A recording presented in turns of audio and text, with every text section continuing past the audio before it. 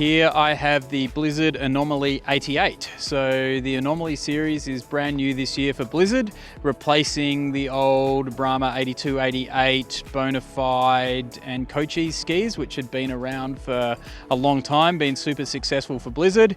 But Blizzard got feedback that they were really only reserved for the most expert of skiers. They were super stiff and really unforgiving, and for that top fraction of a percent of skiers, it was awesome. But for mere mortals like myself, they could be a bit tiring. So I'm gonna be honest and say I'm pretty glad to see the back of the Brahma, and oh my God, is this a good ski. So I took it out here in Cumbersome in France on a day with some pretty variable conditions. There was some fresh wind-blown snow up high, some mixed conditions in the middle of the mountain, and some icy groomers down low. So I was able to give it a pretty good test through the paces, and I absolutely loved it. It's exactly what I think an 88mm underfoot all mountain ski should be. So it was, powerful enough on the groomers, but forgiving off-piste.